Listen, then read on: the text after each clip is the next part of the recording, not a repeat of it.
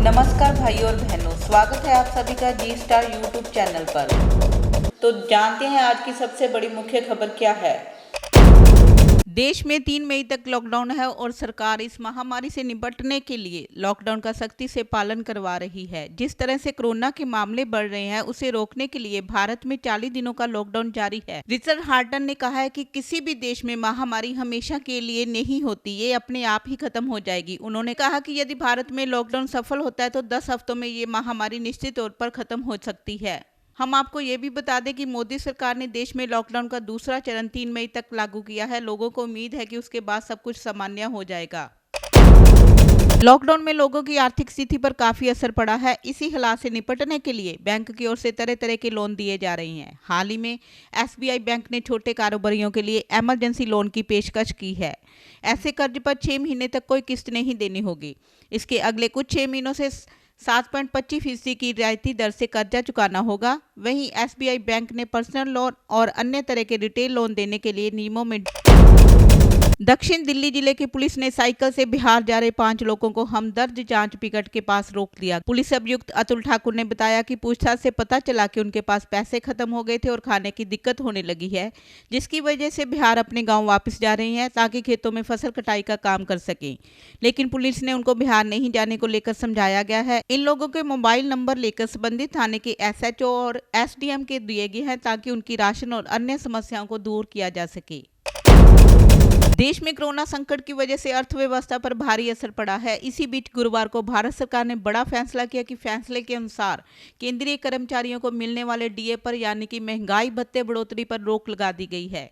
ये रोक 1 जुलाई 2021 तक जारी रहेगी। कोरोना वायरस के संकट की वजह से 1 जनवरी 2020 के बाद से केंद्रीय कर्मचारी या पेंशनधारी को मिलने वाली DA की राशि भी नहीं दी जाएगी। इसके आगे DA देने का फैसला कब किया जाएगा, ये 1 जुलाई 2021 को बाद ही पता चलेगा।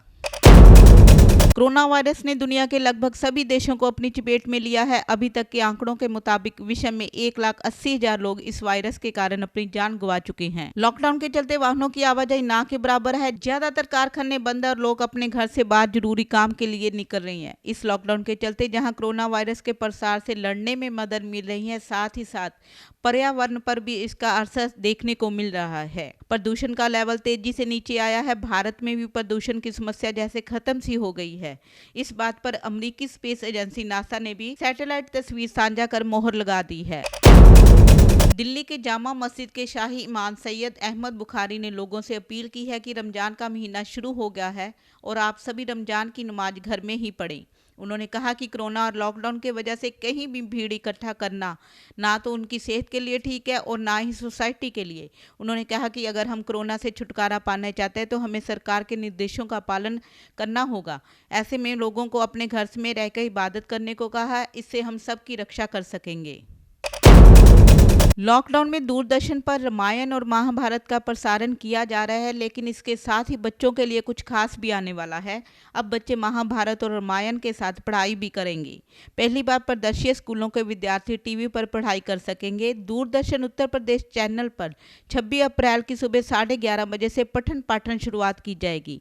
वहीं ऑल इंडिया रेडियो आकाशवाणी पर आओ अंग्रेजी सीखें और मीना रेडियो का प्रसारण भी शुरू कर दिया गया है। लॉकडाउन के कारण बच्चों की पढ़ाई प्रभावित ना हो, इसके लिए सरकारी व गैर सरकारी स्कूलों में ऑनलाइन प्लेटफॉर्म पर क्लासेस शुरू की गई हैं। उत्तर प्रदेश में मौसम ने आज अचानक करवट बदली है। सुबह से ही बादल छाए हुए हैं और ठंडी हवा चल रही है। मौसम विभाग ने मौसम खराब रहने की आशंका जताई है। ऐसे में किसानों की मुश्किलें और भी बढ़ सकती हैं क्योंकि खेतों में फसल कटी हुई है। राजधानी लखनऊ समेत प्रदेश के कई जिलों में आज सुबह से ही बादलों ने डेरा डाला है। कई जगहों से हल्की बूंदाबांदी की खबर है। इसी समय गेहूं की कटाई जोरों पर है। यदि मौसम खराब हुआ तो फिर खेती से जुड़े सभी कार्य प्रभावित होंगे। गेहूं की फसल भीग सकती है। ऐसे में किसानों के सामने नया संकट खड़ा हो सकता है।